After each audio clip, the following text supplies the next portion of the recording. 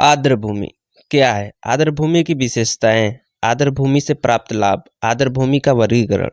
भारत में रामसर स्थल आर्द्र भूमि संरक्षण के प्रयास, जिसे राष्ट्रीय स्तर पर अंतर्राष्ट्रीय स्तर पर निष्कर्ष, ये हमको पढ़ना है।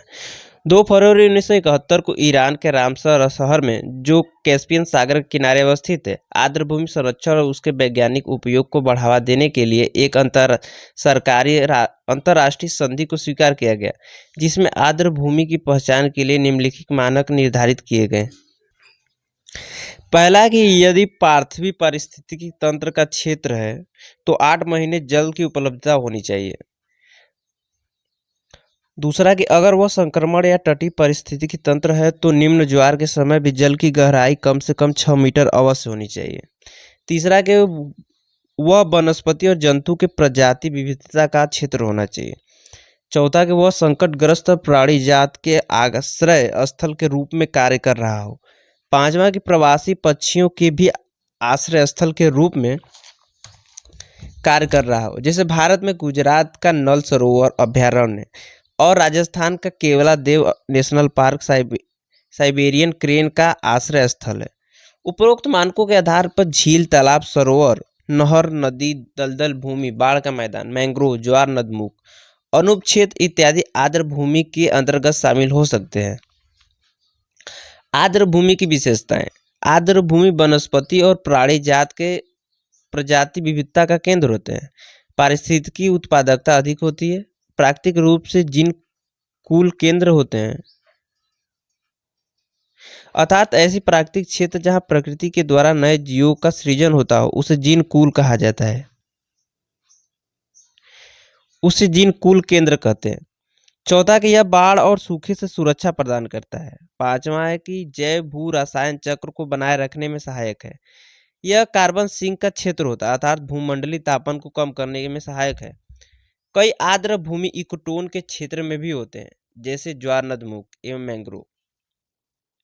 अगला है कि यह तटीय आर्द्र भूमि जैसे मैंग्रोव तटीय क्षेत्रों की सुनामी, चक्रवात और ऊंची ज्वारीय लहर से सुरक्षा प्रदान करते हैं।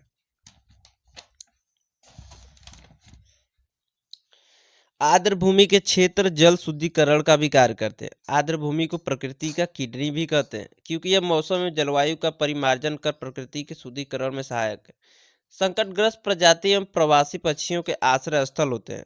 अगला कि प्राकृतिक पर्यटन के केंद्र होते हैं। आर्द्र भूमि से प्राप्त लाभ, प्रोवेजिंग सेवाएं, विनिमय सेवाएं, सहायक सेवाएं, सांस्कृतिक सेवाएं। प्रोवेजिंग सेवाएं, खाद्य पदार्थ की प्राप्ति, स्वच्छ जल की प्राप्ति, ईंधन एवं चारा की प्राप्ति, आनुवांशिक उत्पादक की प्राप्ति, कच्चे माल की प्राप्ति, औषधि और जड़ी बूटी की प्राप्ति। विनियमन सेवाएं, वह सेवा जो प्राकृतिक पर्यावरण की गुणवत्ता को बनाए रखने में सहायक है। मौसम में जलवायु का परिमार्जन, प्रदूषण नियंत्रण, प्राकृतिक आपदाओं से सुरक्षा और मृदा अपरदन से सुरक्षा। सहायक सेवाएं मतलब वे सेवाएं जो प्रकृति की गुणवत्ता बढ़ाने के साथ साथ उत्पादों के निर्माण में भी सहायक होते हैं, जैसे मृदा निर्माण में सहायक, फसल परागण में सहायक, पोषण तत्वों के चक्रण में सहायक। सांस्कृतिक सेवाएं, मनोरंजन के केंद्र, प्राकृतिक सौंदर्य के स्थलों जैसे पर्यटन के केंद्र, ये सारे सांस्कृतिक सेवाएं हैं। आर्द्र भूमि का वर्गीकरण, मानव निर्मित आर्द्र भूमि और प्राकृतिक आर्द्र भूमि। मानव निर्मित प्राकृतिक भूमि में अंतःस्थलीय आर्द्र भूमि जैसे तालाब, सरोवर, बांध, नहर और तटीय या संक्रमण आर्द्र भूमि मतलब मानव निर्मित द्वारा, इसके अंतर्गत चैनल निर्माण शामिल है। प्राकृतिक आर्द्र भूमि में अंतःस्थलीय प्राकृतिक आर्द्र भूमि से निर्मित झीलें, प्राकृतिक निर्मित झीलें, नदी, बाढ़ का मैदान और तटीय या संक्रमण प्राकृतिक आर्द्र भूमि जैसे मैंग्रोव क्षेत्र, ज्वार नदमुख, पुलिन झील, छिछले सागरी झील।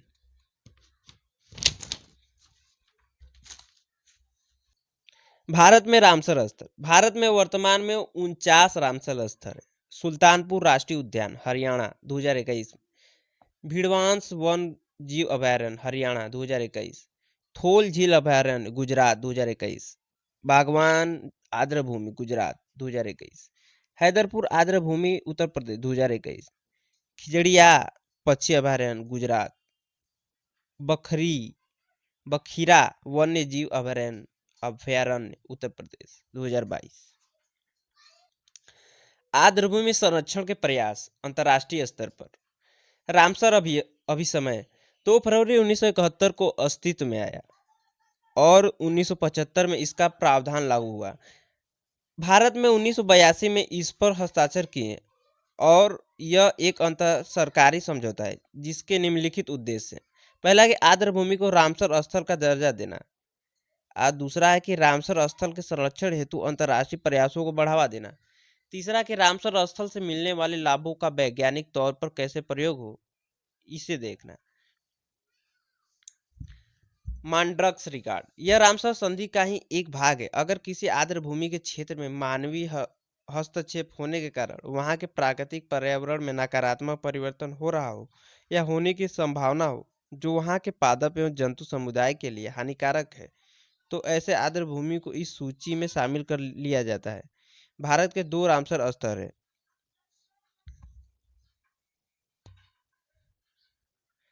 मांड्याट रिकॉर्ड में भारत के 2 रामसर स्थल शामिल है, जैसे मणिपुर का लोकतल झील और राजस्थान के केवलादेव नेशनल पार्क। उड़ीसा के चिल्का झील को भी 1993 में गादीकरण के कारण इस सूची में शामिल कर लिया गया था, परंतु 2002 में इसे इस सूची से बाहर कर दिया गया है। और तीसरा है रामसर ब्यूरो। यह रामसर समझौते के तहत स्थापित एक संस्था है जिसका मुख्यालय स्विट्जरलैंड में है। इसके निम्नलिखित कार्य: रामसर स्थल की सूचीबद्ध करना, सदस्य देशों के द्वारा भेजी गई आर्द्रभूमि स्थल को रामसर मानकों के आधार पर चिन्हित करना और आर्द्रभूमि प्रबंधन के क्षेत्र में शोध कार्य को बढ़ावा देना। अगला है कि आर्द्रभूमि संरक्षण के क्षेत्र में निजी क्षेत्र, स्वयं सेवी संगठन, नागरिक समाज और आम जनता की भूमिका को बढ़ावा देना। चौथा है वेटलैंड इंटरनेशनल। यह एक स्वतंत्र और गैर लाभकारी संगठन है जो स्वयं सेवी संगठनों, सरकारों को आर्द्रभूमि संरक्षण हेतु ज्ञान और तकनीकी उपलब्ध कराते हैं। राष्ट्रीय स्तर पे पहला कि राष्ट्रीय आर्द्रभूमि संरक्षण एवं प्रबंधन कार्यक्रम 1985-86 में केंद्रीय वन पर्यावरण मंत्रालय के द्वारा चलाया गया कार्यक्रम। इस कार्यक्रम के तहत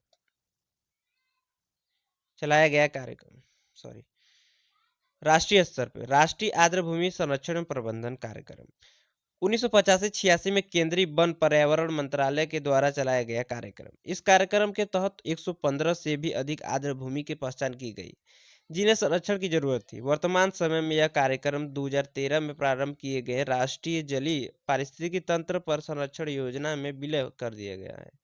दूसरा है कि आर्द्रभूमि संरक्षण और प्रबंधन अधिनियम 2010 और अगला है कि आर्द्रभूमि संरक्षण और प्रबंधन अधिनियम 2017 2010 के कानून के स्थान पर इसे लाया गया है। इस नियम में आर्द्रभूमि के संरक्षण और प्रबंधन तथा उसके बुद्धिमत्तापूर्ण उपयोग को बढ़ावा देने के लिए निम्नलिखित प्रावधान किए गए हैं। पहला है कि राज्य आर्द्रभूमि प्राधिकरण की स्थापना। इसका कार्य है, राज्य आर्द्रभूमि प्राधिकरण की स्थापना का कार्य है कि आर्द्रभूमि के संरक्षण और प्रबंधन के लिए नीतिगत और संस्थागत व्यवस्था करना। और दूसरा राज्य में आर्द्रभूमि की पहचान करना। तीसरा आर्द्रभूमि संरक्षण के लिए स्थानीय समुदाय में जागरूकता लाना। चौथा आर्द्रभूमि के क्षेत्र में निषिद्ध जो नहीं होगा गतिविधियों की सूची तैयार करना, जैसे औद्योगिक और नगरीय अवशिष्ट का डंपिंग नहीं होगा, अति पशुचारण नहीं होगा, पुराने उद्योगों का विस्तार नहीं होगा और नए की स्थापना नहीं और किसी भी प्रकार के अतिक्रमण की अनुमति नहीं दी जाएगी। दूसरा है कि राष्ट्रीय आर्द्रभूमि समिति। यह समिति केंद्रीय वन, पर्यावरण और जलवायु परिवर्तन मंत्रालय के सचिव की अध्यक्षता में कार्य करेगी। इस समिति के निम्नलिखित कार्य हैं: राष्ट्रीय महत्व के आर्द्रभूमि को रामसर स्थल का दर्जा देने के लिए भेजना, केंद्र सरकार को आर्द्रभूमि प्रबंधन और संरक्षण पर सुझाव देना, आर्द्रभूमि संरक्षण पर अंतर्राष्ट्रीय संस्थाओं और एजेंसियों से सहयोग, राज्य आर्द्रभूमि प्राधिकरण द्वारा किए गए कार्यों की निगरानी। तीसरा डिजिटल रिकॉर्ड। आर्द्रभूमि का डिजिटल रिकॉर्ड रखना और समय समय पर उसके संशोधन करना। इस अधिनियम की आलोचना। इसमें आर्द्रभूमि का वर्गीकरण नहीं किया गया है जैसे कि 2010 के कानून में किया गया था। इसमें निषिद्ध गतिविधियों का मानक तय करना राज्य सरकार की जिम्मेदारी है, अतः इसे आर्द्रभूमि के दुरुपयोग की संभावना बढ़ती है। आर्द्रभूमि पहचान के लिए राज्य के ऊपर ही जिम्मेदारी है जिसमें पारिस्थितिकी मानक को शामिल नहीं किया गया है। अगला कि झील आर्द्र भूमि संरक्षण के लिए व्यापक व्यवस्था नहीं है। यदि आर्द्र भूमि के उपयोग को लेकर विवाद होता है तो इसी समाधान की व्यवस्था इसमें नहीं की गई है।